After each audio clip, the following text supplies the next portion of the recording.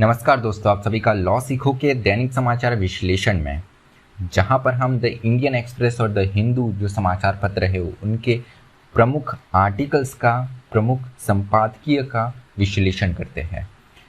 तो चलिए आज हम कौन से आर्टिकल्स के बारे में बात करने वाले हैं वो देख लेते हैं। सबसे पहले हम एंटी माइक्रोबियल रेजिस्टेंस, जिसे हम रोग अनुरोधी प्रतिरोध कहते हैं, इसके बारे में बात करेंगे।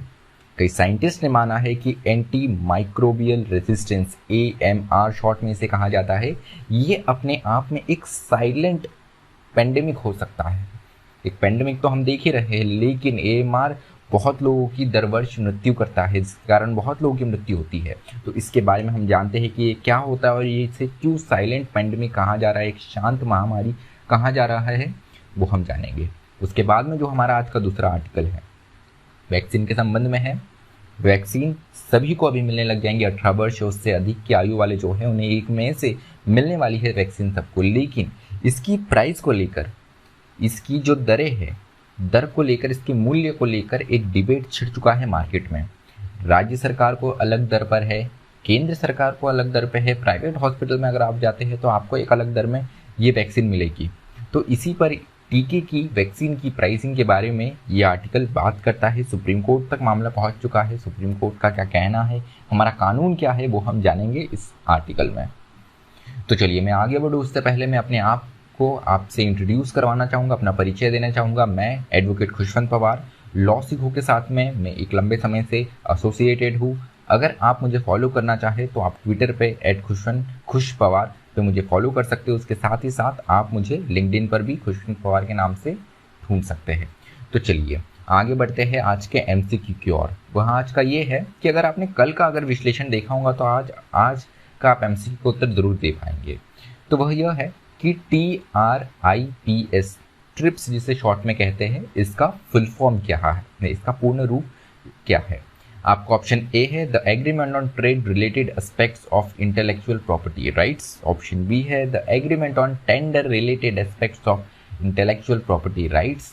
ऑप्शन सी है the announcement on trade related aspects of intellectual property rights. Option d है the agreement on trade relation aspect of intellectual property rights. जो भी आपको उत्तर लगता है कमेंट बॉक्स में ज़रूर मेंशन कर सकते हैं।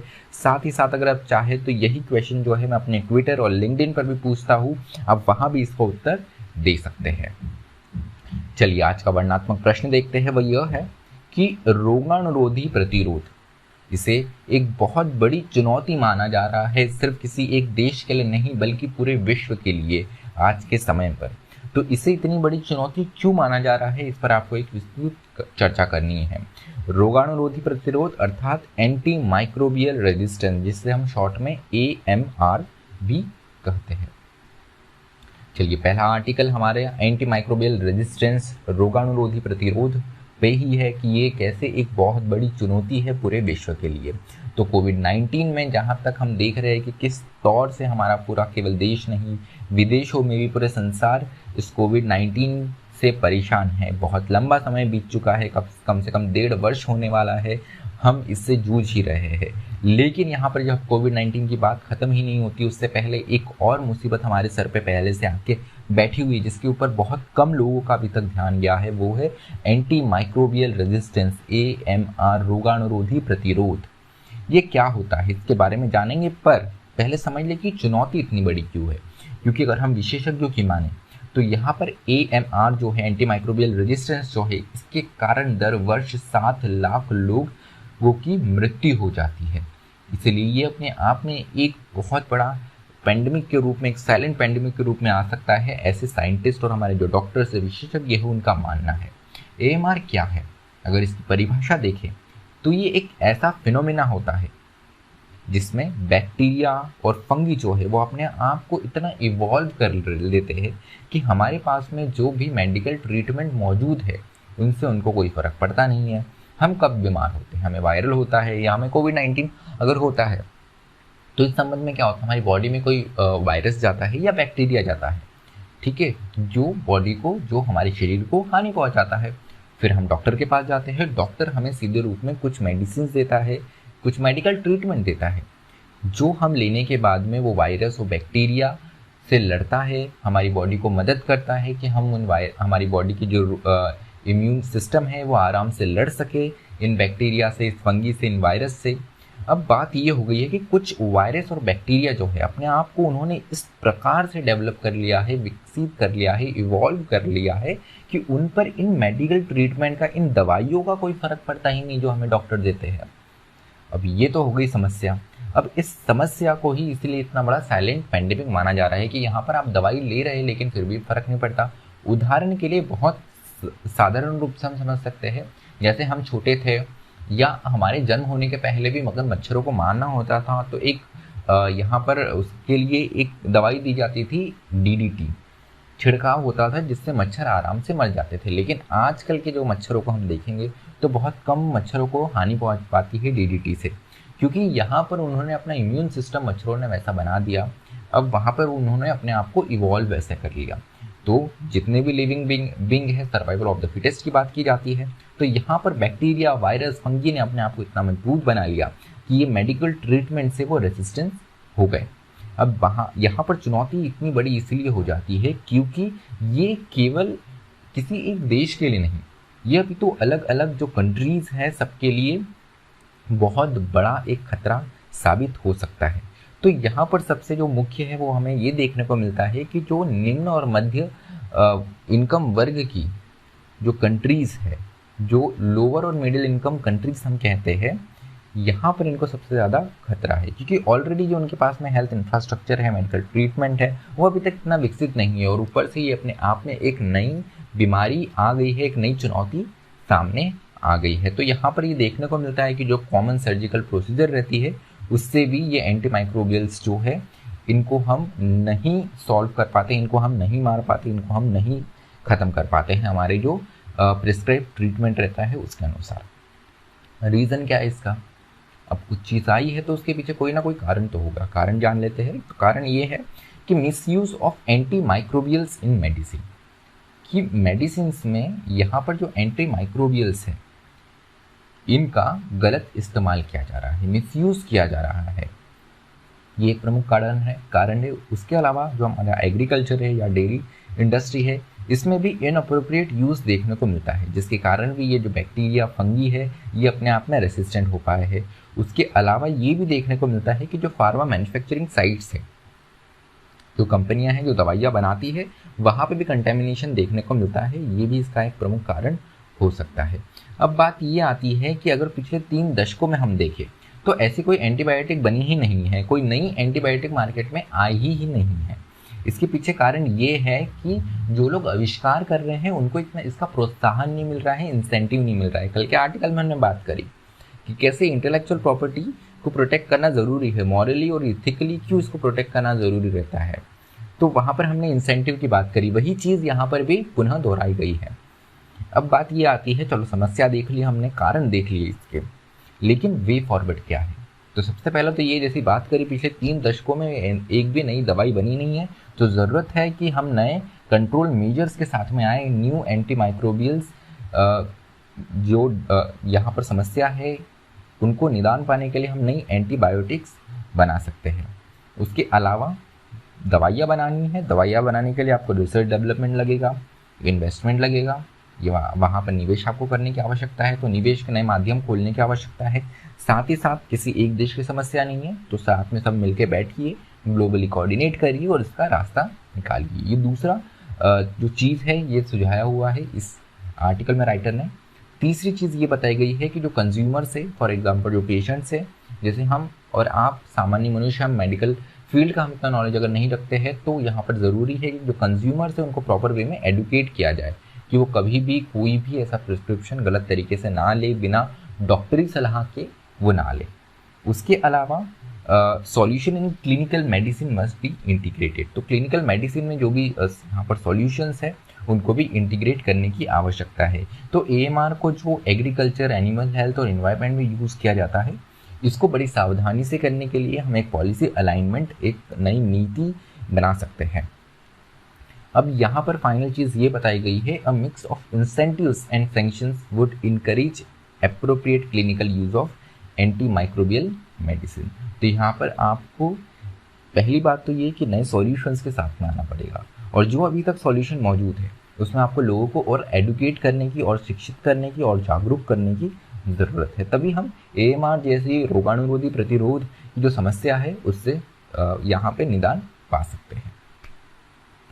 WHO जो है ये भी इसके बारे में एक लंबे समय तक बात कर रहा है। बहुत ज़रूरी है कि हमें हमारे देश के लेवल पे भी, राष्ट्रीय स्तर पर भी उस मुद्दे को लेकर आना चाहिए। तो चलिए गवर्नमेंट और प्राइसिंग ऑफ ड्रग्स के बारे में बात करेंगे। सुप्रीम कोर्ट में मामला पहुंच गया है कि वैक्सीन तो आने वाली है, ठीक है, सबको एक में से वैक्सीन मिल जाएंगी, लेकिन इसकी जो दर है, इसकी जो मूल्य है, ये इतनी अलग अलग क्यों है। स्टेट के लिए अलग प्राइस है, सेंट्रल गवर्नमेंट के लिए अलग प्राइस है, प्राइवेट के पास में अगर आप जाते हो तो यहाँ पर आपको अलग अलग दर मिलेंगी। तो यहाँ पर इतनी भिन्न भिन्न प्राइस क्यों है। कोविशील्ड जो कि सीरम इंस्टीट्यूट के द्वारा बनाई गई है, इनके द्वारा ये प्राइसिंग की लिस्ट दी गई है। अब यहाँ पर सुप्रीम कोर्ट ने पूछा है, सुप्रीम कोर्ट में ये याचिका गई, तो सुप्रीम कोर्ट ने यहाँ पर पूछा सेंट्रल गवर्नमेंट से कि क्या बेसिस है इस प्राइसिंग का, क्या रैशनल है आपका इस प्राइस का, बताइए। तो अगर हम देखें, इस आर्टिकल में बताया गया है कि कौन से कानून हैं जिसके तहत हम जो प्राइसिंग है उसकी बात कर सकते हैं या प्राइसिंग को गवर्नमेंट रेगुलेट कर सकती है। सबसे मुख्य जो एक्ट है ये है द एसेंशियल कमोडिटीज एक्ट 1955। तो यहाँ पर सेंट्रल के द्वारा ये रेगुलेट किया जाता है कि किस चीज़ की जो एसेंशियल कमोडिटी है, ज़रूरी चीज़ें हैं, उनका प्राइस कितना रहेगा। सेक्शन 3 जो है, ये धारा 3 जो है इस एक्ट की कहती है government has enacted the drugs price control order which list over 800 drugs as essential and has kept their prices. यहाँ पे धारा 3 के अंतर्गत सरकार को ये शक्ति है कि वो ड्रग प्राइस कंट्रोल ऑर्डर के अंतर्गत यहाँ पर जो भी उन्हें ऐसे ड्रग या दवाइयाँ लगती हैं उनकी मूल्य तय कर सकते हैं। अगर अभी वर्तमान में देखा जाए तो 800 ड्रग ऐसे हैं जिनको असेंशियल ज़रूरी मान के इनकी प्राइस जो है वो फिक्स की गई है, कैप कर दी गई है। अब pricing is capped based on formula bye national pharmaceutical pricing authority. तो यहाँ पर नेशनल फार्मास्यूटिकल प्राइसिंग अथॉरिटी जो है, इनके द्वारा प्राइस को जो है तय किया जाता है, कैप किया जाता है। ये अथॉरिटी जो है 1997 में इस्टेब्लिश की गई। बात यहाँ पर आती है ये कि रेगुलेशन ऑफ कोविड-19 वैक्सीन हो सकती है क्या कोविड-19 की जो वैक्सीन है उसका रेगुलेशन कर सकता है क्या।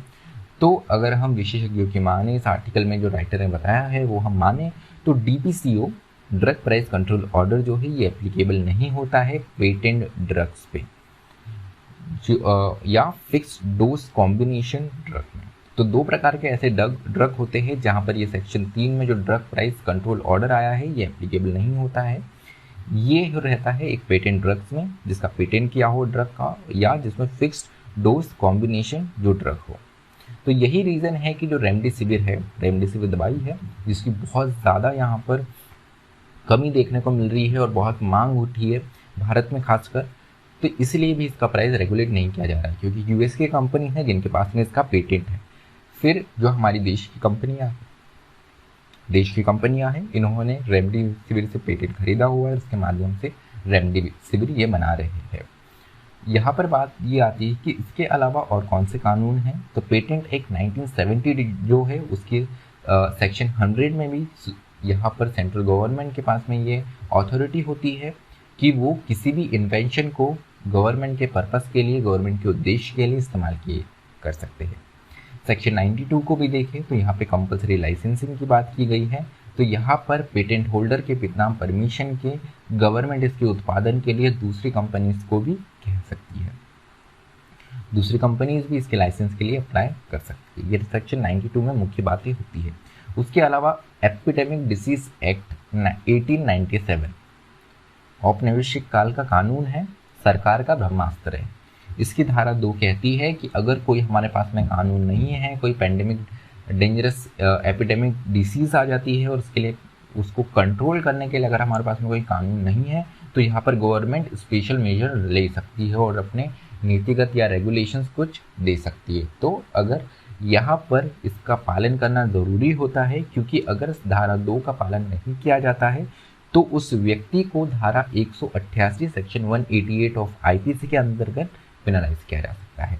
अब यहाँ पर 188 की अगर सज़ा देखें तो यहाँ पर 6 महीने की सज़ा या 1000 रुपये तक का फाइन दंड दिया जाता है, जो कि अपने आप में इसे एक टूथलेस टाइगर कहा जाता है कि इतनी बड़ी बड़ी कंपनी है, उन्हें कोई ज़्यादा फर्क नहीं पड़ेगा।